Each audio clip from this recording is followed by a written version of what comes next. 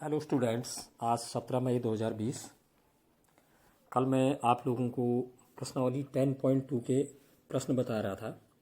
तो मैंने 12 प्रश्न आपको पूरे लास्ट तक के बताए थे और 13वां प्रश्न मैंने आप लोगों को हल करने के लिए गृह कार्य हेतु दिया था ताकि आप अभ्यास करें और अभ्यास करने के पश्चात आप हल करके मेरे पास भेजें। तो अभी तक किसी बच्चे ने उसका जवाब नहीं दिया, तो मैं ये मान के चल रहा हूँ बच्चों, मैं आपको बताता हूँ ये मान के चल रहा हूँ कि आप लोगों ने किसी ने सॉल्व नहीं किया है, तो इसका मतलब आप प्रयास नहीं कर पा रहे हैं या आपको आ नहीं पा रहा है। तो ये प्रश्न मैं आपको बता रहा हूँ, 13वां प्रश्न इसी प्रश्नावली का 10.2 का। ये प्रश्न है, सिद्ध कीजिए कि वृत्त के परिगत बने चतुर्भुज की आमने सामने की भुजाएं केंद्र पर संपूरक कोण अंतरित करती हैं। तो प्रश्न में जो हमें दिया हुआ है, वृत्त के परिगत एक चतुर्भुज बना हुआ है, वृत्त के बाहर से एक चतुर्भुज बना हुआ है। तो बच्चों ये प्रश्न मैं हल करा रहा हूँ आपको। तो मैं पहले आपने हेडिंग डाल दिया है, हेडिंग डालना होता है पहले। तो दिया है मैं जो हमें प्रश्न में दिया हुआ है, तो एक हमने मान लिया ओ केंद्र वाला कोई वृत्त है और उसके परिगत एक चतुर्भुज ए बी सी डी हमने खींच दिया है। इस चतुर्भुज की ए बी भुजा इस वृत्त को ई पर स्पर्श कर रही है, बी सी भुजा एफ पर स्पर्श कर रही है, सी डी भुजा जी पर स्पर्श कर रही है और डी ए भुजा एच पर स्पर्श कर रही है। ये तो हमें दिया हुआ है। अब हमें सिद्ध करना है कि आमने सामने की भुजाएं केंद्र ओ पर संपूरक कोण अंतरित करती हैं। संपूरक कब होते हैं दो कोण? जब उन दो कोणों का योगफल 180 अंश होता है। अर्थात हमें सिद्ध करना है कोण ए ओ बी, ए से ओ को मिलाया है, बी से ओ को मिलाया केंद्र को, तो ये ए बी भुजा जो है केंद्र पर कोण बना रही है, कोण ए ओ बी। अब ए बी की सम्मुख भुजा जो है वो है सी डी। सी से ओ को मिलाया, डी बिंदु को ओ से मिलाया, तो ये सी डी भुजा केंद्र पर कोण बना रही है, कोण सी ओ डी। तो हमें ये बताना है कि कोण ए ओ बी और कोण सी ओ डी संपूरक है, मतलब इनका योगफल 180 अंश आना चाहिए। यह हमें सिद्ध करना है, कोण ए ओ बी प्लस कोण सी ओ डी बराबर 180 अंश। तो बच्चों यहाँ पर मैं इसको सरल ढंग से आपको बता रहा हूँ, तरीके इसके बहुत से हैं, तो मैं बहुत सरल तरीका आपको बता रहा हूँ। हम पहले एक रचना कर लेते हैं। केंद्र ओ से चतुर्भुज के जो शीर्ष हैं ए बी सी और डी, उनको मिला दे रहे हैं केंद्र से, ठीक है। तो केंद्र ओ से ए को मिला दिया, ओ से बी को मिलाया, ओ से सी को मिला दिया, ओ से डी को मिला दिया। मैंने अलग अलग ये स्याही से दिखा रखा आपको, ये चतुर्भुज ब्लैक कलर से बना रखा है और शीर्षों को ओ से शीर्षों को मिलाया है केंद्र से, वो रेड मैंने इंक से दिखा रखा है। और साथ साथ ही जो स्पर्श बिंदु हैं ई एफ जी और एच, इनको भी केंद्र से हमने मिला दिया है। ये क्या चीज़ है? इस वृत्त की त्रिज्याएं हैं, ठीक है ना। केंद्र से जब भी हम स्पर्श बिंदु को मिलाते हैं तो रेखाखंड हमेशा स्पर्श बिंदु पर लंब होती है, हमने पढ़ रखा है। चलिए इसका हल देखते हैं अब। तो पहले यही बात आ गई कि स्पर्श बिंदुओं को केंद्र से मिलाने वाली जो रेखाखंड होती है वो हमेशा लंब होती है स्पर्श रेखा पर, ठीक है। तो यहाँ पर ओ ई लंब हो गया ए बी पर, ओ एफ लंब हो गया बी सी पर, और ओ जी लंब हो गया सी डी पर, ओ एस लंब हो गया डी ए पर, ठीक। लंब बने वो आधार पर 90 अंश का कोण बनाएगी, अर्थात कोण ओ ई बी 90 डिग्री होगा, ओ ई ए ये भी 90 होगा, ठीक है ना। ओ एफ बी ये भी 90 होगा, कोण ओ एफ सी ये भी 90 होगा, कोण ओ जी सी ये भी 90 होगा, कोण ओ जी डी ये भी 90 होगा, कोण ओ एच डी ये भी 90 होगा, कोण ओ एच ए ये भी 90 डिग्री होगा। मैंने एक साथ इनको सबको 90 डिग्री लिख दिया है, ठीक है। अब हम जानते हैं बाह्य बिंदु से वृत्त पर खींची गई दोनों स्पर्श रेखाएं लंबाई में बराबर होती हैं, दोनों की लंबाई बराबर होती है। हमने एक प्रमेय भी सिद्ध की हुई है, ऐसे हमने बहुत से सवाल भी बना दिए। तो ए बिंदु जो बाह्य बिंदु है, वृत्त के बाहर है, तो यहाँ से दो स्पर्श रेखाएं गई हैं ए ई और ए एच। तो इसका मतलब ए ई और ए एच बराबर होंगे, ए ई बराबर ए एच या ए एच बराबर ए ई। हम ए एच की जगह ए ई लिख सकते हैं, बाद में ए ई की जगह ए एच लिख सकते हैं, क्योंकि ये दोनों बराबर हैं। ऐसे ही बी भी बाह्य बिंदु है वृत्त के लिए, बी से दो स्पर्श रेखाएं क्या क्या हैं, बी ई और बी एफ, ये भी बराबर होंगी, बी ई बराबर बी एफ। ऐसे सी बिंदु से बी वृत्त के बाहर है, यहाँ से दो स्पर्श रेखाएं सी एफ और सी जी, ये भी बराबर होंगी। और डी बिंदु से खींची गई दो स्पर्श रेखाएं हमारी हैं डी जी और डी एच, ये भी आपस में बराबर होंगी। ठीक है, तो यहाँ पर बच्चों हमने जब ये मिलाया, हमने ओ से ए को, ओ से बी को, ओ से सी को, ओ से डी को और स्पर्श बिंदुओं को ओ ई, ओ एफ, ओ जी, ओ एच को मिलाया है, तो हमें यहाँ देखिए 8 त्रिभुज प्राप्त हो रहे हैं। ठीक है, तो सबसे पहले मैं ये ओ ए ई, ओ ए के एक और ओ ए ई एक त्रिभुज ही बना है और ओ ए के दूसरी ओर ओ ए एच, ये दो त्रिभुजों को ले रहा हूँ। ये सर्वांशम है या नहीं देखते हैं। यहाँ पर देखिए ए ई बराबर ए एच, क्यों? बाह्य बिंदु से खींची गई दोनों स्पर्शिकाएं बराबर होती हैं। ए से एक स्पर्शिका ए ई है वृत्त पर, एक ए एच है, बराबर होंगी। ए ई ओ ए ई त्रिभुज की भुजा है, जबकि A H O A H की भुजा है, तो बराबर हो गई क्या भुजा। और ओ ई बराबर ओ एच, ओ ई भी इसी वृत्त की त्रिज्या है, केंद्र से परिधि तक की दूरी, ओ एच भी इसी वृत्त की त्रिज्या है, तो एक ही वृत्त की त्रिज्याएं बराबर होती हैं। ये दो भुजाएं भी इनकी बराबर हो गई इन त्रिभुजों की। और ओ ए उभयनिष्ठ है, देखिए आप, ओ ए बराबर ओ ए उभयनिष्ठ है। तो एस एस एस कसौटी से ये दो त्रिभुज सर्वांशम हो गए हमारे। ठीक है, तो त्रिभुज ओ ए ई सर्वांशम त्रिभुज ओ ए एच। जब ये दो त्रिभुज सर्वांशम हो गए तो सर्वांशम त्रिभुजों के संगत भुजाएं और संगत कोण आपस में बराबर होते हैं। ठीक है, हमें केंद्र से बने कोण का मतलब है, बाकी हमें कुछ नहीं देखना है। तो इसका मतलब इनके केंद्र पर बने कोण बराबर होंगे, अर्थात कोण ए ओ ई बराबर होगा कोण ए ओ एच। क्यों? सर्वांशम त्रिभुजों की संगत भाग है। CPCT लिख दिया मैंने शॉर्ट में। इसको मैं क्वेश्चन नंबर 1 डाल दे रहा हूँ बच्चों। इसी तरह से आप दूसरे त्रिभुज देखिए, OBF और OBE, ये भी SSS से सर्वांशम होंगे इसी तरह से। ठीक है, तो इसी प्रकार त्रिभुज OBF सर्वांशम हो गया त्रिभुज OBE। तो बच्चों हमारे ये दो त्रिभुज OBF सर्वांशम त्रिभुज OBE आगे हैं, तो इसलिए कोण BOF बराबर कोण BOE, ये क्वेश्चन नंबर 2 लिख दिया हमने। संगत कोण है, केंद्र पर बने कोण है, बराबर हो गए। ऐसी बच्चों आप देखिए त्रिभुज COF और त्रिभुज COG में देखिए, ये भी SSS से सर्वांशम होंगे जैसे हमने पहले किए, फर्स्ट वाला किया वैसे ही। तो इनके भी संगत केंद्र पर बने संगत कोण बराबर होंगे, तो इसलिए कोण COF बराबर कोण COG, इसको क्वेश्चन नंबर 3 डाल दिया।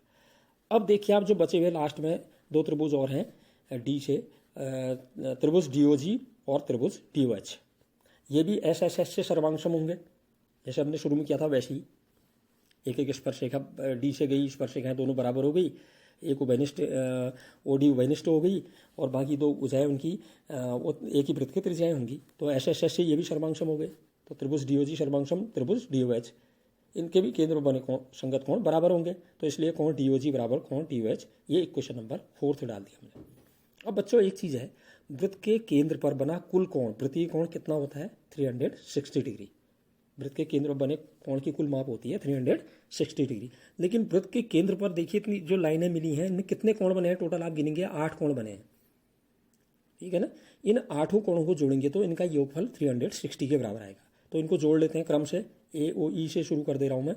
कोण AOE प्लस कोण AOH प्लस कोण DOH प्लस कोण DOG प्लस कोण COG प्लस कोण COF प्लस कोण BOF प्लस कोण BOE, इन 8 के 8 कोणों का योगफल बराबर होगा 360। इसको इक्वेशन नंबर 5 डाल दिया मैंने।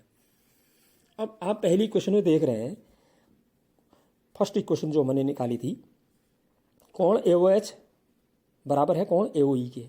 AOE और AOH बराबर थे, तो हम AOH की जगह AOE लिख देंगे। ठीक है, और एक हमने चौथी क्वेश्चन में आया था हमारा, कोण DOG और कोण DOH बराबर हैं, तो हम DOH की जगह कोण DOH की जगह कोण DOG लिख देंगे। ठीक है, उसके बाद COG और आपके COG और COF बराबर आए थे क्वेश्चन नंबर 3 में, तो कोण COF की जगह हम कोण COG लिख देंगे।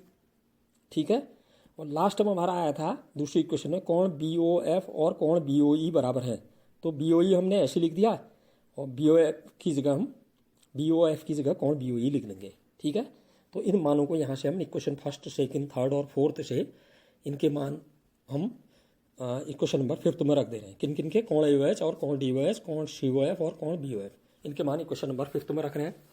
तो ये आ गया कोण AOE प्लस, इसकी जगह भी कोण AOE आ गया AOH की जगह, प्लस कोण DOH की जगह DOG आ गया, प्लस दूसरा अगला DOG 4th नंबर में ऐसे लिख दिया हमने, प्लस COG ऐसे ही लिख दिया है, प्लस COF की जगह भी COG, क्योंकि COF और COG बराबर आए हैं। फिर प्लस BOE ऐसे ही लिख दिया, प्लस जो अंत में हमारा था, अंत में हमने BOE लिया था ऊपर, BOE तो ऐसे लिख दिया, BOF था, BOF की जगह भी BOE लिख दिया, इज इक्वल टू 360। अब इनको आप ऐड करेंगे तो AOE भी 2 बार आ रहा है, DOG भी 2 बार आ रहा है, COG भी 2 बार आ रहा है और BOE भी 2 बार आ रहा है। तो 2 कोण AOE प्लस 2 कोण DOG प्लस 2 कोण COG प्लस 2 कोण BOE बराबर 360। अब बच्चों इनके क्रम से लिख लेते हैं। क्रम से माने जिनमें OE आ रहा है अंत में, उनको एक साथ, ये कोण AOE, 2 कोण AOE उसमें OE आ रहा है और 2 कोण BOE लास्ट वाला, इनको एक साथ लिख देते हैं क्रम से। और OG जिनमें आ रहा है लास्ट में, उनको एक साथ। तो 2 कोण AOE प्लस 2 कोण BOE प्लस 2 कोण DOG प्लस 2 कोण COG बराबर 360। केवल क्रम बदला आगे पीछे, ठीक है। अब देखिए 2 तो सब में आ रहा है, लेफ्ट हैंड साइड में 2 को कॉमन ले लिया, ठीक। अब बड़ा ब्रैकेट मैंने इसलिए लगाया क्योंकि ये OE जिनके अंत में OE आ रहा है, उनको एक साथ हम स्मॉल ब्रैकेट में लिख देंगे और चित्र में देखेंगे जोड़ के क्या आ रहा है कौन।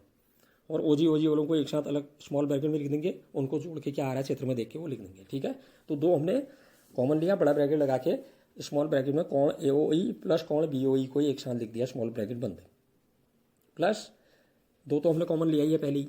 अब जो बचे हैं 2 कोण DOG प्लस कोण COG, इसको स्मॉल ब्रैकेट में बंद कर दिया, फिर बड़ा ब्रैकेट बंद करके इज इक्वल टू 360। अब चित्र में देखिए आप, कोण AOE प्लस कोण BOE, इन दोनों कोणों को जोड़िए, क्या बन रहा है, A से B तक का AOB कोण बन रहा है पूरा। तो यहाँ पर लिख दिया हमने 2 ब्रैकेट के बाहर ऐसी है, बड़े ब्रैकेट में कोण AOB प्लस कोण COD, ठीक है। DOG और COG जोड़ के हमारा क्या बन गया, कोण COD, पूरा कोण बन गया बराबर 360। अब जो 2 हमने ब्रैकेट के बाहर लिया है कॉमन, वो अगर हम राइट हैंड साइड में लाएंगे तो अपॉन में आ जाएगा 360 के। तो कोण AOB प्लस कोण COD बराबर 360 अपॉन 2 से आपका ये 360 कट गया 180 बार। तो कोण AOB प्लस कोण COD बराबर आ गया हमारा 180, ठीक है। अब यहाँ पर देखिए कोण AOB और कोण COD क्या है। कोण AOB है AB भुजा द्वारा केंद्र बना कोण, और कोण COD है CD भुजा द्वारा केंद्र बना कोण। या हमने सामने की भुजाओं द्वारा केंद्र बने कोण है, और इनको जोड़ के कितना आ गया राइट हैंड साइड में 180। इनका योगफल 180 अंश आ रहा है। अतः हम कह सकते हैं कि वृत्त की परिगत चतुर्भुज की आमने सामने की भुजाएं केंद्र पर संपूरक कोण अंतरित करती हैं। अब बच्चों हमारा ये चैप्टर और ये प्रश्नावली पूरी हुई, और इसमें कुछ प्रश्न छूटे हैं, कुछ गिने चुने, वो भी मैंने शुरू के इसलिए छोड़ रखे हैं जो मिलते जुलते हैं पहले प्रश्न से, वो मैंने आपके गृह कार्य के लिए और आपके अभ्यास के लिए छोड़ रखे हैं। उसके बाद आप अभ्यास करिए, बनाइए, उनको मुझे दिखाइए, और अगर नहीं आता है तो मैं उस प्रश्न को भी आपको हल करवाऊंगा, ठीक है। अब अगले चैप्टर में बच्चों वृत्त संबंधी क्षेत्रफल वाली जो हमारी प्रश्नावली आएगी, तो उसमें मैं आपको कुछ सामान्य जानकारियां पहले देता हूं कि वृत्त के बारे में मैंने इससे पहले भी एक आपको PPT बना के भेजी थी, वो आपने देखी होगी। अब उससे आगे बढ़ते हैं, थोड़ा क्षेत्रफल और परिधि वाली बात आती है, circumference of circle and area of circle. तो सबसे पहले बात करते हैं वृत्त का व्यास। मैंने बताया था आपको, आपने देखा भी होगा उसमें PPT में, कि हम वृत्त की परिधि पर 2 बिंदु लेते हैं, उन 2 बिंदु को मिला दें तो वो वृत्त की जीवा कहलाती है, ठीक है। और जैसे जैसे हम परिधि में केंद्र की ओर बढ़ते हैं, जीवा की लंबाई अधिक होती जाती है, बढ़ती जाती है, उसकी लंबाई बढ़ जाती है, और केंद्र पर जाने पर ये सबसे बड़ी हो जाती है। तो केंद्र से होकर जाने वाली सबसे बड़ी जीवा को ही हम व्यास कहते हैं, ठीक है। अच्छा, अब वृत्त का व्यास और वृत्त की त्रिज्या में क्या संबंध होता है। त्रिज्या व्यास की आधी होती है, केंद्र से परिधि तक की दूरी को हम त्रिज्या कहते हैं। तो वृत्त का व्यास जो होता है वो त्रिज्या का दुगुना होता है, अर्थात वृत्त का व्यास बराबर 2 गुना वृत्त की त्रिज्या। इसको हम अगर सूत्र के रूप में, संक्षिप्त रूप में लिखें तो डायमीटर, व्यास को हम डायमीटर D से डिनोट करते हैं, रेडियस को हम R से डिनोट करते हैं। तो D is equal to 2 into R। उल्टा इसका अगर करना है, वृत्त की त्रिज्या निकालनी है, हमें व्यास दिया हुआ है तो हम सीधे निकाल लेंगे वृत्त की त्रिज्या R इज इक्वल टू वृत्त का व्यास D अपॉन 2, ठीक है। अब बच्चों यहाँ पर बात आती है वृत्त के व्यास और परिधि में संबंध। देखिए, अगर हम किसी भी वृत्त की परिधि और उसके व्यास का अनुपात निकालें तो हमेशा अचर आता है, और इस अचर को हम पाई से डिनोट करते हैं। पाई का मान हमने पहले भी हम छोटी कक्षाओं पढ़ते आ रहे हैं, पाई का मान हम 22/7 रखते हैं, है ना, या 3.14 डेसिमल में रखते हैं। अर्थात इस परिभाषा से अगर हम लें, इस परिभाषा के अनुसार क्या आया कि परिधि और व्यास का अनुपात पाई के बराबर होता है, अचर के बराबर। ठीक है, तो परिधि बट्टे व्यास बराबर pi, circumference upon diameter is equal to pi. या अगर इसको हम क्रॉस मल्टीप्लाई करें बजगुणन, तो व्यास गुणा पाई बराबर परिधि, या परिधि बराबर पाई गुणा व्यास। परिधि को हम शॉर्ट में सी से डिनोट कर लेते हैं, तो C is equal to pi into D, ऐसा भी लिख सकते हैं हम इसको। अब डी जो होता है रेडियस का डबल होता है, दुगुना, तो हम C is equal to pi into 2r भी लिख सकते हैं, क्योंकि डी दुगुना होता है आर का, D is equal to 2r होता है। तो ये हो गया, 2 को पहले अगर हम लिख दें तो C is equal to 2 pi R, परिधि ऐसे भी निकाली जाती है। तो परिधि आप या तो सीधे पाई गुणा व्यास करके निकाल सकते हैं, है ना, या अगर हमें त्रिज्या दी है तो परिधि बराबर 2 गुणा पाई गुणा त्रिज्या। और पाई का मान हमें अगर डेसिमल में दिया है प्रश्न में, वो हम रख देंगे, नहीं दिया है तो हम पाई की जगह 22/7 का प्रयोग करते हैं। अब बात आगे बढ़ती है जो बच्चों इसमें इस चैप्टर में मेन हम निकालेंगे त्रिज्यखंड और वृत्तखंड। तो सबसे पहले त्रिज्यखंड की बात बता रहा हूँ। त्रिज्यखंड होता क्या है, हम एक वृत्त की असंख्य त्रिज्याएं खींच सकते हैं, ठीक है, लेकिन अब हम यहाँ पर जो त्रिज्यखंड की बात कर रहे हैं, हम कोई भी अगर 2 त्रिज्याएं वृत्त की, कोई भी 2 त्रिज्याएं, और उन 2 त्रिज्याओं और संगत चाप से जो घिरा भाग है उसको हम त्रिज्यखंड कहते हैं। जैसे मैंने यहाँ चित्र देखिए, आप चित्र में वृत्त का केंद्र ओ लिया है, ओ से 2 त्रिज्याएं मैंने ओ ए और ओ बी खींची हैं, ठीक है, और इन ओ ए और ओ बी इनके सिरे कहाँ मिल रहे हैं, परिधि पर, ए पर और बी पर। तो चाप हो गया ए से बी तक, ये चाप हो गया वृत्त का आर्क, ठीक है ना। तो परिधि का कोई हिस्सा चाप कहलाता है, आर्क कहलाता है। तो ये चाप हो गया ए बी, और त्रिज्याएं हैं ओ ए और ओ बी। तो इन त्रिज्याओं ओ ए ओ बी और इस संगत चाप ए बी जो है, इनके द्वारा बना हुआ चाप, इनसे जो घिरा हुआ भाग है वही त्रिज्यखंड कहलाता है। तो बच्चों यहाँ पर चाप 2 हैं, एक तो मैंने एक हिस्सा अब आपको छायांकित करके दिखा रखा है, उसमें लाइनिंग कर रखी है, और एक हमारा व्हाइट हिस्सा बचा हुआ है, बाकी हिस्सा बड़ा वाला। तो इसमें ये 2 भाग बन गए, त्रिज्याओं ओ ए और ओ बी से और चाप ए बी से जो छायांकित भाग मैंने बना रखा है, छोटा भाग, वो तो हमारा कहलाता है लघु त्रिज्यखंड। छोटा है इसलिए लघु त्रिज्यखंड हो गया, ठीक है ना। उसके अलावा जो बचा हुआ हिस्सा है वो भी त्रिज्यखंडी है, वो हमारा क्या है, दीर्घ त्रिज्यखंड, बड़ा त्रिज्यखंड है, ठीक है। अब यहाँ पर मैंने जो लघु त्रिज्यखंड लिया है उसका केंद्र पर बना कोण हमने थीटा ले लिया है, केंद्र पर बना कोण मैंने यहाँ पर थीटा मान लिया है। अब ये हम जानते हैं वृत्त का कुल कोण, वृत्तीय कोण कितना होता है, केंद्र पर बना कोण 360। तो अगर इस थीटा को हम 360 में से घटा दें तो बचा हुआ कोण हमारा आ जाएगा 300 minus theta, 360 minus theta, sorry 360 ऋण थीटा, ठीक है ना। तो शेष जो भाग है उसका कोण हमारा है 360 माइनस थीटा। अब मान लेते हैं वृत्त की त्रिज्या को हम r मान लें, और केंद्र पर उसके द्वारा बना कोण थीटा मान लें, ठीक है ना। तो त्रिज्यखंड की लंबाई क्या आ जाएगी, theta upon 360 into 2 pi R. अब ये 2 पाई आर क्या होती है, परिधि, लेकिन हमने केवल थीटा कोण पर बने हुआ जो चाप की लंबाई ए से बी तक की चाप की लंबाई हमने निकालनी है। इसलिए हम क्या कर रहे हैं, जो चाप ने केंद्र पर कोण बनाया है थीटा, उसको पूरा कोण, वृत्तीय कोण 360 होता है, उससे डिवाइड कर दिया, इनटू हमने परिधि को उससे गुणा कर दिया, उसकी सरकमफ्रेंस 2 पाई आर वृत्त की परिधि को गुणा कर दिया, तो ये हमारे संगत चाप की लंबाई निकल जाती है, ठीक है। अब बात आती है क्षेत्रफल अगर निकालना है इसका, तो क्षेत्रफल निकालने का, जैसे पूरे वृत्त का क्षेत्रफल हम जानते हैं पाई आर स्क्वायर होता है, पाई इंटू त्रिज्या का वर्ग, त्रिज्या का स्क्वायर, त्रिज्या को हमने आर कह दिया, आर रेडियस। तो अगर हमने केवल लघु त्रिज्यखंड का, इसका हमने एओबी का क्षेत्रफल निकालना है इस त्रिज्यखंड का, तो हम यहाँ पर क्या करेंगे, इसने कोण कितना बनाया केंद्र पर, थीटा, पूरा वृत्तीय कोण कितना होता है 360, तो थीटा अपॉन 360 इंटू वृत्त का क्षेत्रफल क्या होता है पाई आर स्क्वायर। तो ऐसे हम लघु त्रिज्यखंड का क्षेत्रफल निकालते हैं। तो त्रिज्यखंड के चाप की लंबाई निकालनी है, तो फार्मूला हमारा हो गया theta upon 360 into 2 pi R. अगर लघु त्रिज्यखंड का क्षेत्रफल निकालना है तब हमारा फार्मूला हो जाएगा theta upon 360 into pi R square, ठीक। अब बच्चों बात आती है वृत्तखंड की। पहले मैं बताता हूँ आपको जीवा। जीवा मैंने आपको पीपीटी के माध्यम से परसों बताया भी, आपने छोटी कक्षाओं में पढ़ा भी हुआ है कि जीवा क्या होती है, वृत्त की कॉर्ड किसे कहते हैं, अभी भी बताया था मैंने। अगर हम किसी वृत्त की परिधि पर 2 बिंदु ले लें और उन बिंदुओं को मिला दें, इस प्रकार बनी हुई रेखाखंड जीवा कहलाती है। तो हम जैसे ही जीवा खींचते हैं किसी वृत्त की, तो वृत्त को दो खंडों में बांट देता है। ठीक है ना, मतलब कहने का मतलब यदि किसी वृत्त की कोई जीवा खींची जाती है तो वह जीवा वृत्त को दो खंडों में विभाजित कर देती है, और ये दो खंड जो बनते हैं इन्हीं को हम वृत्तखंड कहते हैं। यहाँ पर मैंने चित्र में दिखा रखा, देखिए ओ वृत्त का केंद्र है। ठीक है, ओ ए और ओ बी को भी मत समझिए आप, मिलाया नहीं है, ये त्रिज्याएं हैं, इनको भी नहीं मिला रखा है, केवल मैंने अभी जीवा खींची है ए और बी को मिला करके। परिधि पर एक बिंदु ए है एक बी है, उनको मिला दिया, ए बी जीवा होगी। इस जीवा ए बी ने क्या किया, पूरे वृत्त को दो हिस्सों में बांट दिया, दो खंड बना दिए। एक ए बी से नीचे को जो मैंने छायांकित किया है, एक ए बी से ऊपर जो छायांकित हिस्सा नहीं है, तो दो भाग बन गए, यही वृत्तखंड हो गए। अब इसमें एक छोटा है जो छायांकित मैंने किया हुआ है चित्र में, जो छायांकित भाग है वो छोटा हिस्सा आपको जो दिखाई दे रहा है इसको हम लघु वृत्तखंड कहते हैं। और ए बी के ऊपर वाला जो बड़ा हिस्सा है वृत्त का, उसको हम कह देते हैं, जो छायांकित भाग के अलावा बचा हुआ है उसको हम कहते हैं दीर्घ वृत्तखंड।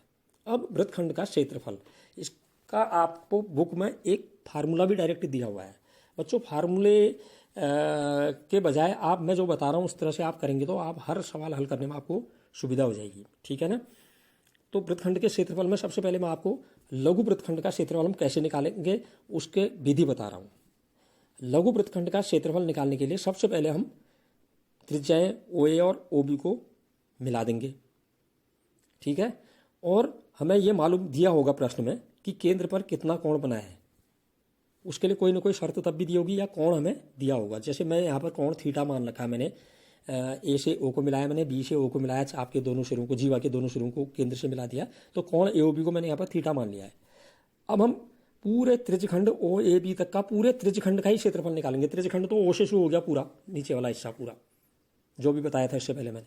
पूरे ए ओ बी त्रिज्यखंड का क्षेत्रफल हम कैसे निकालेंगे, वही theta upon 360 into pi R square.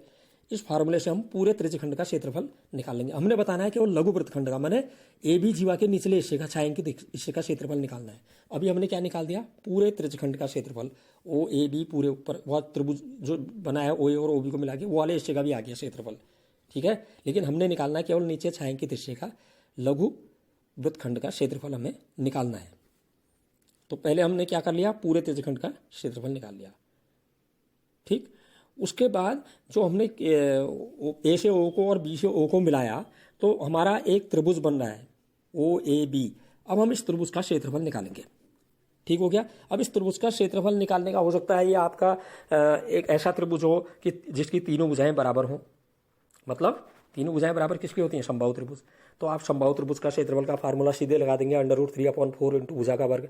या आपको कंडीशन दी होगी कि आधार दिया होगा और ऊंचाई हमें दी होगी, ओ से लंब दिया होगा ए बी पर, कुछ न कुछ हमें शर्त दी हुई होगी, उस आधार पर हम इस त्रिभुज ओ ए बी का क्षेत्रफल निकाल लेंगे। अब हम पूरे त्रिज्यखंड के क्षेत्रफल में से इस त्रिभुज के क्षेत्रफल को घटा देंगे, सब्ट्रैक्ट कर देंगे, तो हमें केवल लघु वृत्तखंड छायांकित भाग का क्षेत्रफल हमें प्राप्त हो जाएगा। इस तरह से हम लघु वृत्तखंड का क्षेत्रफल निकालते हैं। अब हम अगर मान लेते हैं ए बी के ऊपर हिस्से का, पूरे बड़े वाले हिस्से का दीर्घ वृत्तखंड का क्षेत्रफल अगर निकालना होता, आप दीर्घ वृत्तखंड के क्षेत्रफल की बात कर रहा हूं, तो हम उसके लिए क्या करते हैं, उसके लिए बहुत इजी है, हम पूरे वृत्त का क्षेत्रफल निकाल लेंगे। पूरे वृत्त का क्षेत्रफल आप जानते हैं पाई इंटू आर का स्क्वायर, पाई आर स्क्वायर होता है, पाई गुणा त्रिज्या का वर्ग। तो पहले हम पूरे त्रिज्या हमें दी होगी तो पाई आर स्क्वायर करके हम पूरे वृत्त का क्षेत्रफल निकाल लेंगे। और आपने ऊपर जो मैंने अभी बताया है ये लघु वृत्तखंड का क्षेत्रफल कैसे निकाला, उस क्षेत्रफल को घटा देंगे तो हमें दीर्घ वृत्तखंड का क्षेत्रफल भी ज्ञात हो जाएगा। तो बच्चों इस एक्सरसाइज तो मैं इसकी फिर कराऊंगा, लेकिन आप इस चीज़ को समझिए वीडियो देख के एक बार पहले, और शुरू का सरल सवाल अगर आप समझ रहे हैं तो देखिए, अपने आप एक बार प्रयास कीजिए, और पिछली प्रश्नावली के बचे हुए प्रश्न आप हल करके ग्रुप में अवश्य शेयर कीजिए।